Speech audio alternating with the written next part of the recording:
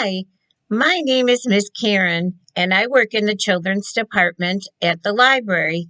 Welcome to First Chapter Fridays. I previously worked as an elementary school librarian for Racine Unified Schools and am now currently working as a professional substitute at the library. The book I chose to read today is a book my third grade students absolutely loved.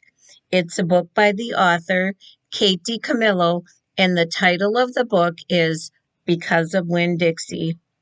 Before we begin, let me tell you a little bit about the author.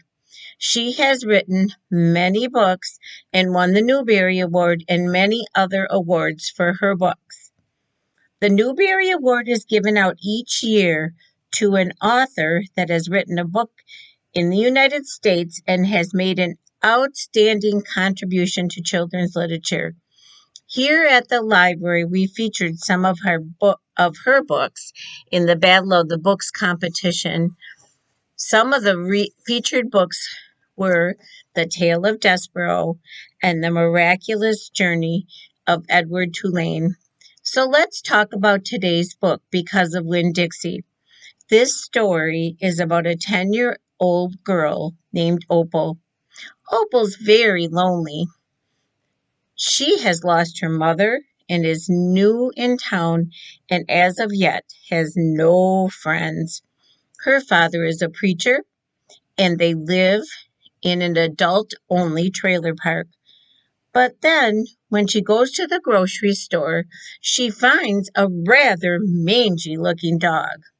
Well, who doesn't like dogs? I bet some of you have dogs. Dogs can often be troublesome, especially when they're puppies. I have a grand dog that we watch once a week, and she can be trouble with a capital T. Even though dogs cause trouble, it doesn't take long to fall in love with them and get attached to them. So let's begin the book and see what you think. Because of Winn-Dixie by Kate DiCamillo. It starts out like this, Chapter 1. My name is India Opal Bologna, and last summer my daddy the preacher sent me to the store for a box of macaroni and cheese, some white rice, and 2 tomatoes, and I came back with a dog. This is what happened.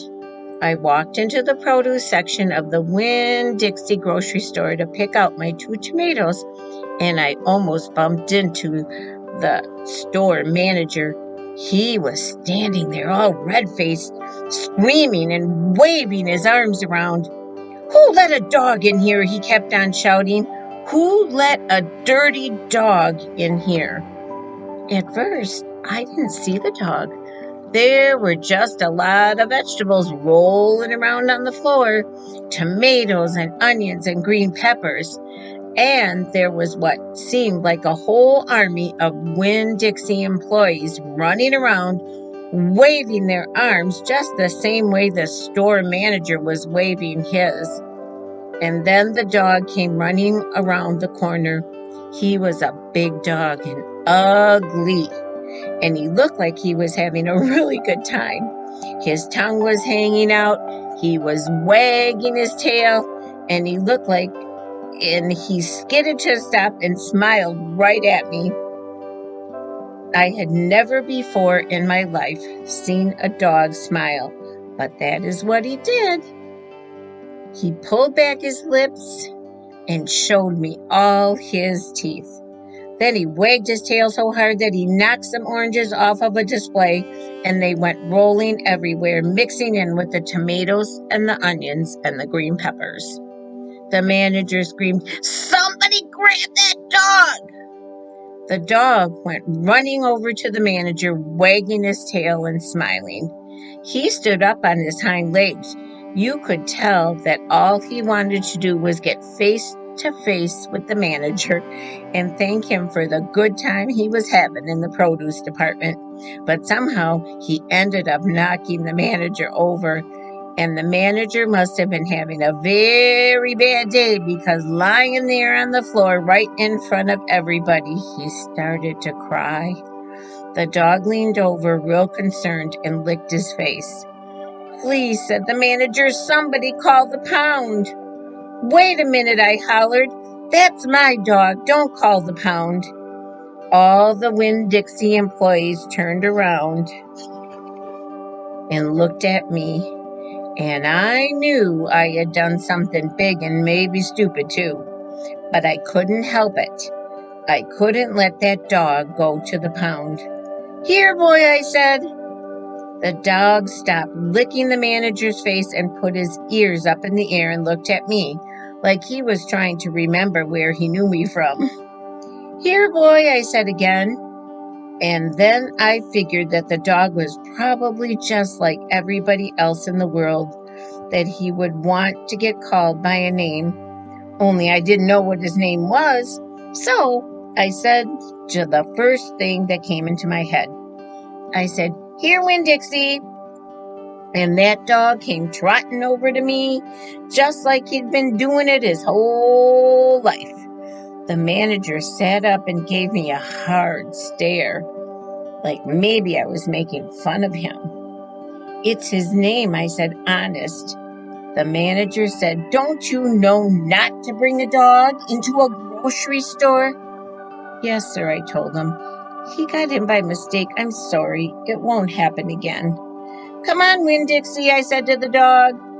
I started walking, and he followed along behind me as I went out to the produce department and down the cereal aisle and past all the cashiers and out the door. Once we were safe outside, I checked him over real careful, and he didn't look that good. He was big but skinny. You could see his ribs, and there were bald patches all over him, places where he didn't have any fur at all. Mostly, he looked like a big piece of old brown carpet that had been left out in the rain. "You're a mess," I told him. "I bet you don't belong to anyone." He smiled at me. He did that thing again where he pulled back his lips and showed his teeth. He smiled so big that it made him sneeze. It was like he was saying, "I know I'm a mess. Isn't it funny?" It's hard not to immediately fall in love with a dog who has a sense of humor. "Come on," I told him. "Let's see what the preacher has said to you." And the two of us, me and Winn-Dixie, started home. I hope you enjoyed the first chapter of this book. It's funny that the dog was named after a grocery store, isn't it?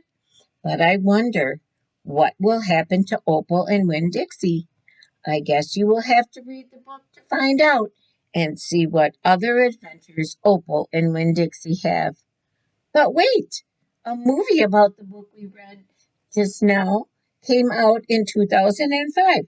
So when you're all finished reading the book, the whole book, you can watch the movie and compare it to the book. I usually end up liking the book much better. One more thing.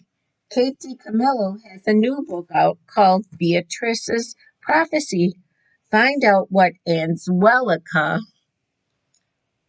the goat, who is very naughty but nice, is up to in this enchanting story.